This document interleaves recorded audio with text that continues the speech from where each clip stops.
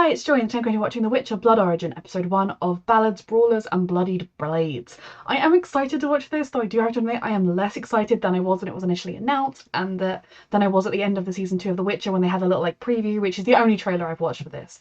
Largely because of, well, two things really. The first thing being the announcement that, the devastating Henry Cavill announcement that I'm in denial about still. I haven't fully processed. I'm not happy. I do agree with the general consensus that it probably is to do with differing opinions on adapting the source material, and as someone that doesn't know the source material, I'm like, can I hold out some hope that I'll still enjoy the bit? You know, I don't want to get into all of that. But ultimately, I'm really looking forward to season 3 of The Witcher, and I'm gonna give season 4 a chance. But yeah, you know, I don't feel great about it at all. It made me very miserable for like at least a week, if not more, after I found out. The other reason I haven't been super excited about this is that this show genuinely, I believe people really didn't like it. Like, it got quite negative reviews. Again, I didn't read any of them, but I just saw lots of headlines. And I'm sure some of that was people who, I mean, I know they released character art and the comments were like, fuck this show, bring Henry Cavill back. So I know a lot of it was people who just weren't going to give it a chance, but it was also critics and people that were giving it a chance that didn't like it. That being said, I have really enjoyed The Witcher season 1 and 2. I am excited for the concept of this show.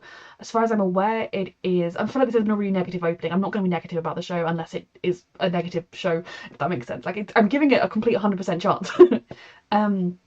My understanding of it is that it begins before the conjunction of the spears, that maybe the conjunction happens at some point in it, or at the beginning of it, or something, and then Blood Origin, I feel like it's the origin of the Witchers, I've heard somewhere, and then we know that that's got to do with Elder Blood, which could give us some information about Ciri. I'm just looking forward to the lore I'm going to get out of this show, and hopefully I'm going to come to the end of this and being like, wow, I don't know why everyone was so down on this show, I really enjoyed it. So yeah, first episode now. You can find the unedited version of this reaction on my Patreon 2 weeks in advance, the edited version 1 week in advance, and it's on YouTube when you're seeing it, and let's go. Starting off great. Oh, I just remembered the third reason that I was a little apprehensive about this show before even anything with the critics or anything was that it was originally, not to be negative again, I'm sure it's really good and I'm really looking forward to it, I am. It was originally written and filmed as a 6-episode series and now it's only 4 episodes and yes, they're full episodes, but I worry about what's been cut out. But anyway, I'm excited. This is an intriguing intro. Silly Netflix have made the show upside down by accident.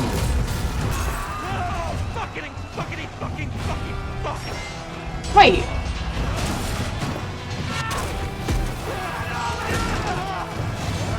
When is this?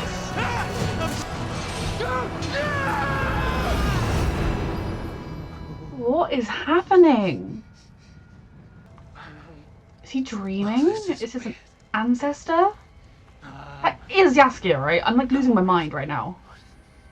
Hello, Sandpiper. What is happening? Is he dreaming? I am intrigued by what is happening. Why do you look like me? Because you love yourself. I have other faces. If you prefer. I'm good with the Yaskia face. But is this a dream? Because first of all, if it's not a dream, is he gonna be I'm gonna tell you a story and that's what's gonna happen? Why was Yaskia a prisoner in a battle between elves and humans? Or not? They're gonna explain, it's all fine. Smuggler of elves to safety. The Sandpiper's a name, it's a title. I'm just the bard. A bard the Scoia'tael risked attacking a Temerian army camp to save. They know you care for them. The Scoia'tael mean well. Is this gonna take place technically this scene in the middle of The Witcher season 3 or? Pain and anger alone. The elves need a story lost to time. One of the few who I love this overcame the idea. The story of So if you think about where we left the elves, they were massacring babies. It was not good. Yes. 7 estranged warriors who come together to fight an unstoppable empire. Bring humans and monsters to the world via the conjunction of the spheres and create the very first version of a Witcher. Yeah, I want to hear the story, I can't lie. That's been done to death. No. Telling me that the first version of a Witcher was a badass elf. This is really gonna piss Geralt off. Alright. In the Elven Golden Era. So is she literally commissioning him to write a song to remind the elves? I get it. She's very good. better go. You can all drink for free. Oh, fuck. Lark, kill this man. Can't abide bad manners. To the lark! I can stand by that. Those men deserved it. I mean, obviously, I don't support the humans stealing all land that the elves had and slaughtering them and everything, but at least it's, you know, good to see that the elves weren't exactly living peacefully. We were as messy as each other. She's killed.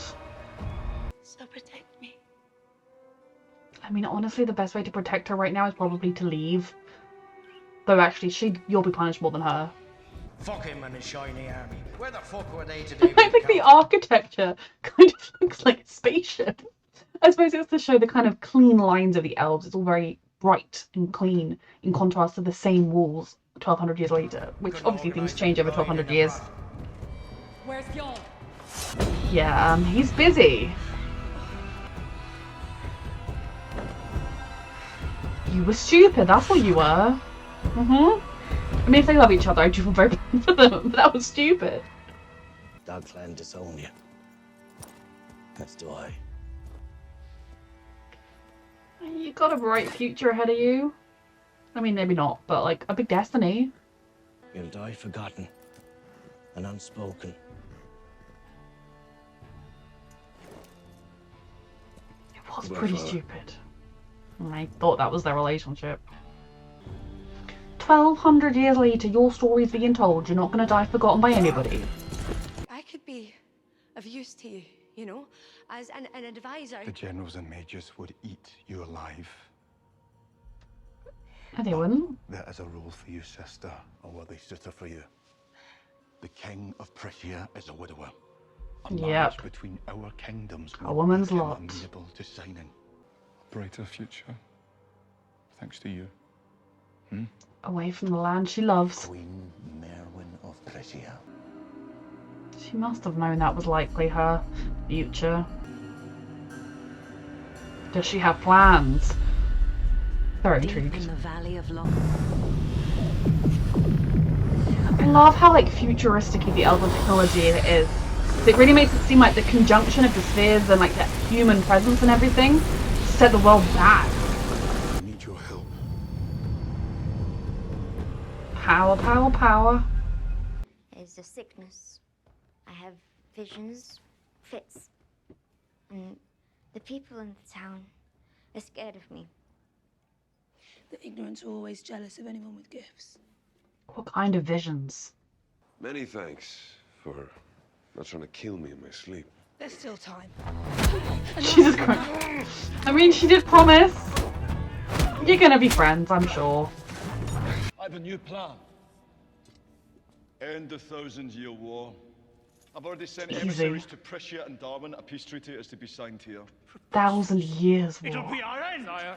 Keep warring as we are. Famine and the stench of defeat will be our only legacy. I mean, wanting to stop a pointless war does seem good to me. Dismissed. I hate that his sister is a sacrificial pawn that he literally couldn't kill it without sacrificing for the whole thing. Help me prove them wrong, sister.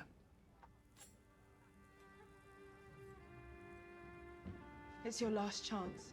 I sail on the next tide. I mean, sometimes, you know, letting people make their own choices is the best thing to do. Not forcing you into your family's path. Oh, she's having a vision.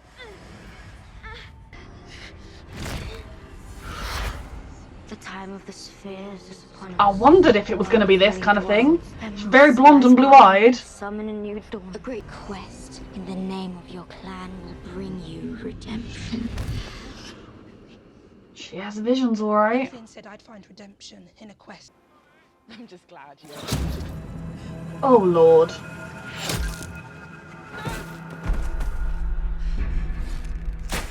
Who the frick is that? Who are they here for? For her sister? For her? They could have easily had more than one person shooting and taken out both sisters. She didn't want to do this again. She's very capable.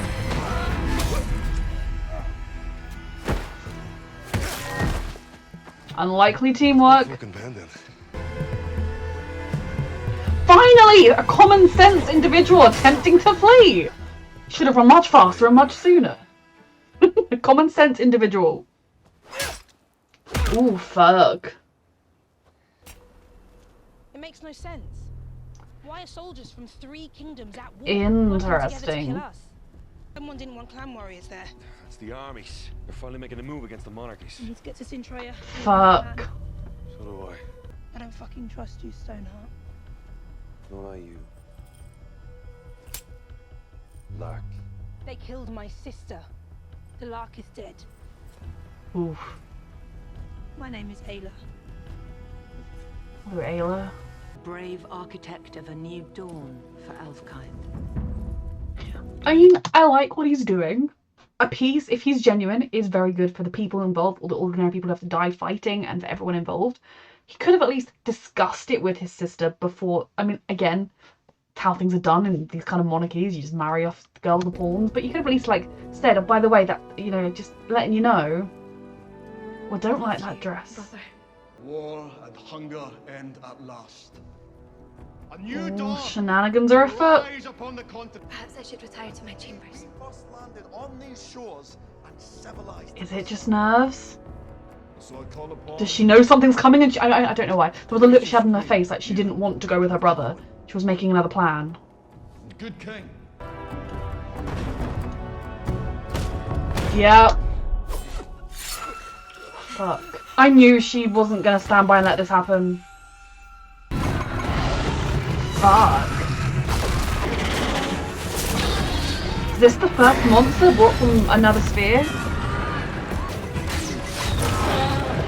At least he fights with his people. Oh, fuck. He was brave till the end. I liked that king. He actually cared about his people. The elven world had changed. All hail the new Golden Empire. Rise. We have much to do. I mean, there would surely be some people in the other kingdoms who would attempt to put themselves as claimants. They'd say, oh, I'm the second cousin, third times removed. I should be the Prithian or whatever. Elves and humans are not that different. Obviously, we have culture and cultural differences. They all fall so eagerly into place despite their world turning on its head. Faced with chaos, the people will always. I mean, the Zentraean people are more or less benefiting because they're taking over the others. How long do we need her? We shall see. Take me down to my people. You're not in charge of anything. I've never seen that crest before. Not Christian, that's for sure. They were ready with the, you know, PR movement. Get some local stomach to kill your own kin. And their own brother, no less. Calling herself Empress now and... Their families are all dead. Impossible. How does one princess no one's ever heard of manage to take the whole Fuck. continent? His princess as well, of course. I know Zentraean bitch is gonna tell me I'm not Christian anymore. Exactly, the Zentraeans will take it a lot better than the other kingdoms. Parading around in your Very drunk or very stupid or both. Ayla of Raven Clan, Jarl of Dog Clan. He's over there. They were. This has nothing to do with her. This has everything to do with her. She's killed everyone that you love. She killed our clans. Stabilize the gateways. This is the monolith that's in Sintra, in the middle of the throne room. South, crop failures are worsening. Bread riots are running rampant. Then quell them. Those who make excuses don't make history. Maybe you shouldn't have killed the king that actually was vaguely caring for these people.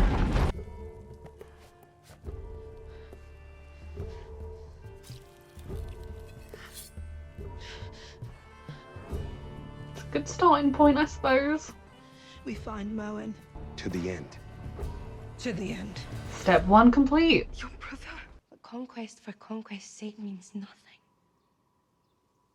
I want to civilize these new worlds. Colonizer, yep. Bring our art, our science and culture to them. You're actually just going to destroy your culture, unfortunately. I love this as well because when you look at kind of the story, the way it's told in The Witcher and the way the events go, humans were very much the colonizing force that came, took over, eradicated the elves. Now that is still true. That is still something that, you know, there needs to be some. I mean, how do you make reparations for that? That is still something huge that has happened. But I love this concept of, you know, I feel like the elves have been forced to become the victim for so long that they've almost forgotten that they were once the aggressor. They were once the all-powerful people that wanted to colonize. And I think that's the kind of vibe Francesca wants to get back, but she's murdering babies isn't good. He had heard that song far south in Zintrea, hummed in doorways, sung in streets and taverns, always She amongst can the inspire hope. And now here, in the far north, how could one song have this much power? It's what this storyteller's hoping Jaskier's new one will do. And the 130 paces back. She'll have to try a lot harder than that to catch. You weren't looking where you were going. Yep, hi, we're here. How are you still alive? We need your help. Interesting. What is this being he's speaking to? I can wield your chaos magic. Are you willing to sacrifice anything for it? Because they were. This is so interesting because like the way the elves tell the story, humans introduced chaos magic. Humans did chaos magic, and humans ruined everything with chaos magic. And obviously the story is so much richer and more complicated. I presume humans made it much more commonplace. Humans made it the dominant form of magic or whatever. This is also interesting. The cost? Yes. Whatever you ask for, you shall have. Stupid thing to say to a glowy light of all-knowingness. We're riding to Zintrea to kill her. If It's a not lot for more me, complicated than that. then for your ancestors. You'd never get past the city gates. If you even make it that far, traveling with the enemy. I mean, his people killed her clan. Of course she's going to view him that way. What is this serving, you idiots?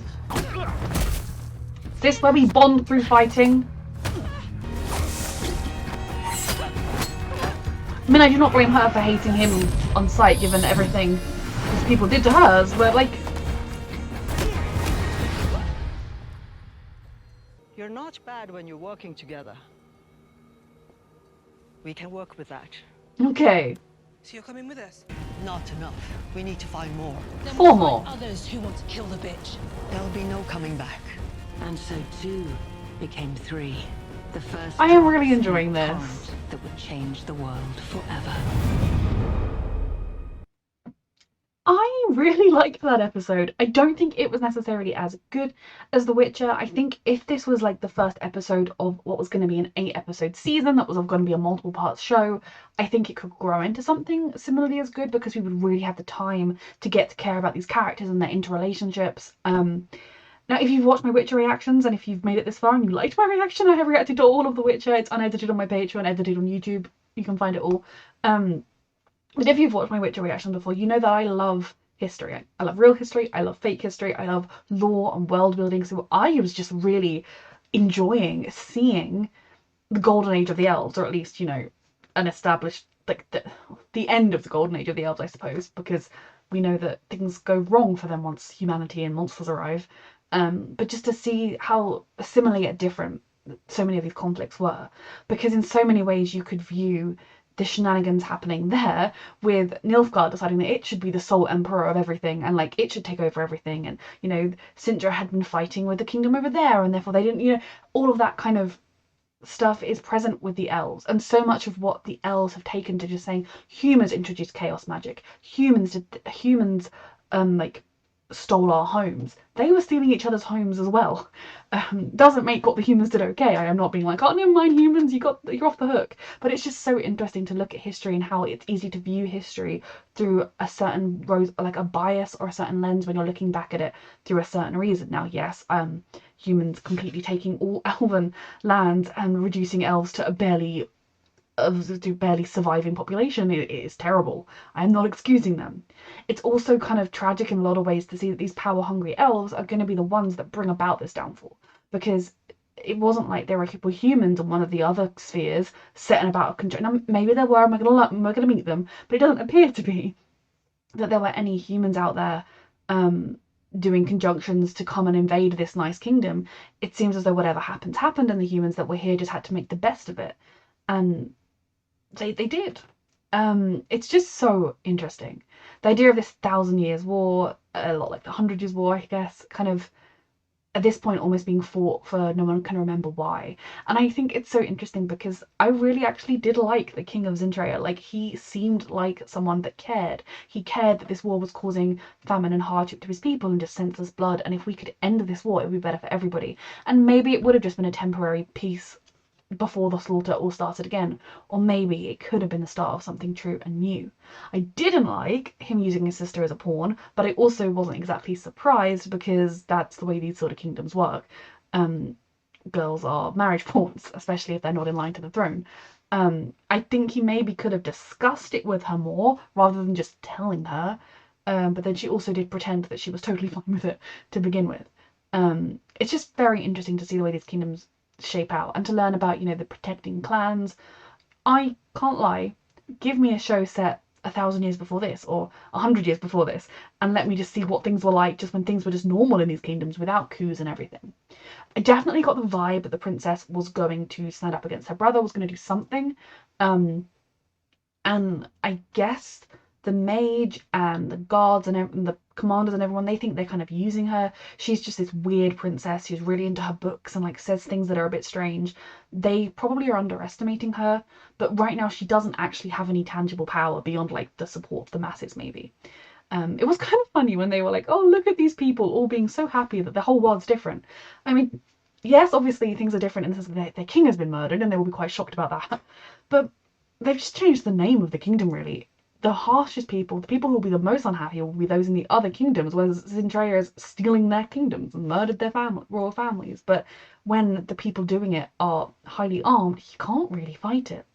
I also found the concept of history constantly repeating itself very interesting because it does.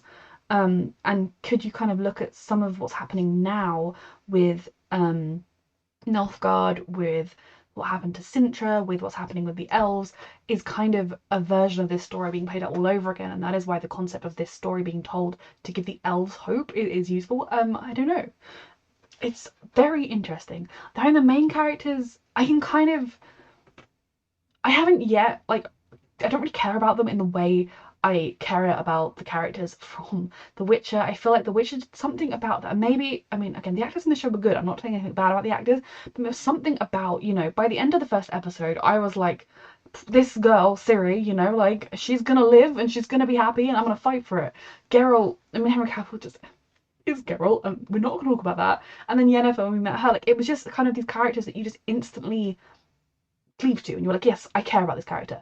I have a version of that with at least Ferrell and Ayla, but I'm not there yet with them, and I feel like 3 more episodes with them, but I am very interested in them. I think part of perhaps we found them at a place when they were already a little astray from what they had been or immediately thrown into something totally separate. But what made me instantly really like the Lark, Ayla, was the fact that she saw some pieces of shit trying to rape a girl and she was like, have knives! That it always, you know, and then she just got straight back to her performance. That did warm her to me a lot. The concept of these clans and of any society where it's like you must do the thing you were born into, I hate, because everyone should be free to follow their own destiny or their path, wherever it takes them. It's interesting the idea that these two people that they started with such hatred and she was like, I swore I was going to kill you, that they've now been forced to work together. There's definitely a trust forming there.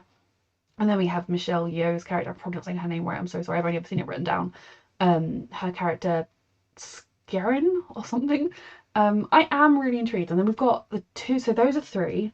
Then we've got the 2 mages, the dwarf, and I can't remember who the 7th person was that they're going to meet. I'm very intrigued to kind of see how they come across the other people. And given that the storyteller at the beginning suggested that they were going to bring about the conjunction of the spheres or be involved with that, and the creator of The Witcher, how the hell is all of that going to happen in 3 episodes? Like, this episode, a lot of it was spent introducing 2-3 of the main characters, and then we had the whole coup in Sintra. I suppose if in the next episodes, in Zintrea, sorry, if they're just raising their monoliths and, you know, we're gonna have the princess trying to cover power. I feel like maybe it could have had its 6 episodes it originally was supposed to have. I did enjoy this. I think it's gonna be like the best show that has ever been made. Probably not, but it doesn't need to be. I think it's doing a really good job of doing what it is. It's telling the story. I did not expect Yaskia. The kind of really threw me to begin with, because I was like, I think that's him, and then he was so bloody and his hair was in his face, and I was like, am I gonna sound really stupid if I'm like Yaskia? And I was like, is it like an ancestor of him? Because this show is set in the past. How the hell did he get captured? What is happening? Obviously, after the events of the season 2 finale, I presume Geralt, Yennefer, and Ciri went off somewhere together, and Yaskia just went back to his life.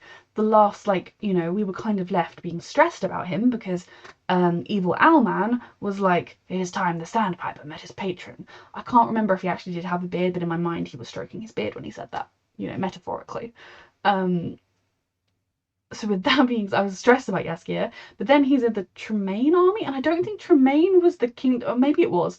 And then, like, obviously a lot's happening, so I'm wondering if we're going to have a moment in season 3 of The Witcher in which Yaskia gets captured, in which there is this battle, and in which he comes up with this song, and, like, kind of, we won't obviously see him with her, but we'll be like, oh, that's what's happening.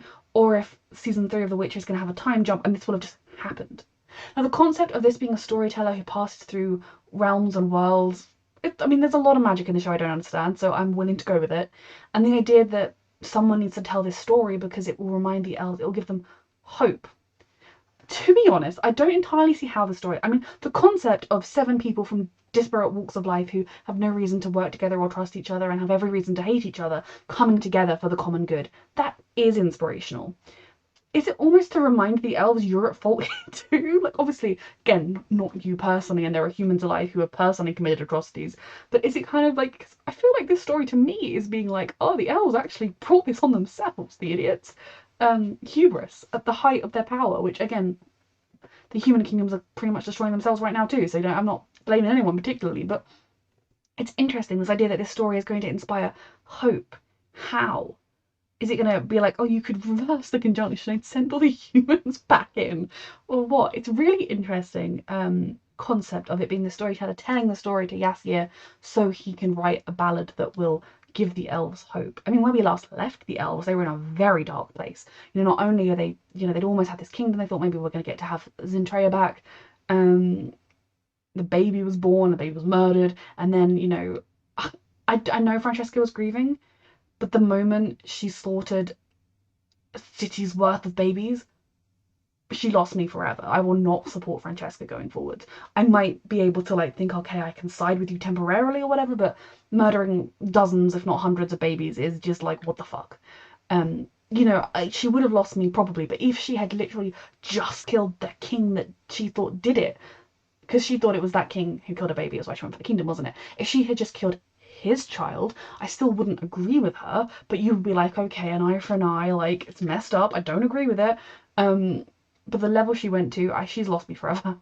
But elves in general, the fact that the other elves didn't stop her, you know, she was just a grief-stricken mother who had lost everything and just was lashing out.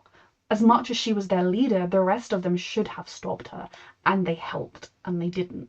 So they do need someone to remind them of who they are, of who they were, and of who they can be, I suppose. This was a really interesting episode. Now, also something that really, when we saw the girl, and she was blonde and blue-eyed, and then it was like, and then she referred to herself as not just having fits, but as having visions, I was immediately like, is she going to be Ciri's ancestor? And then I was like, I can't just assume every blonde hair, blue-eyed person is Ciri's ancestor. It's not how it works. But she did seem, I definitely think she's going to be connected to having elder blood, if not directly being someone that descended down to Ciri, because, you know, she said a lot of stuff, and, like, I don't think obviously what she said was different to the time of the axe and the blood is nigh, or whatever that Ciri says. And is that another part of history repeating itself? It's just so interesting, and I feel like this show, for me, it's going to shine the most as enhancing the lore of the main Witcher show, of giving us added context, of enriching that world even further. Because I have said it and I've said it again, I would read a thick history textbook on the continent. Give it to me. I mean, yeah, when the Witcher TV show has finished, I will read all the books. But given that I came across the show first and I am reacting to it, I'm going to just let the show be totally fresh to me. I'm not going to like go and play the games or do anything that will spoil my enjoyment of the show. Normally I would be someone that advocates for reading the books first, but because I'm a reaction channel and because I found the Witcher TV show first, I'm going to go this way around. So I really enjoyed this episode. I'm looking forward to the rest of the season. I hope you did let me know what you think. And yeah, you can find the unedited version of this reaction on my Patreon 2 weeks in advance, the edited version 1 week in advance. And thank you so much for watching.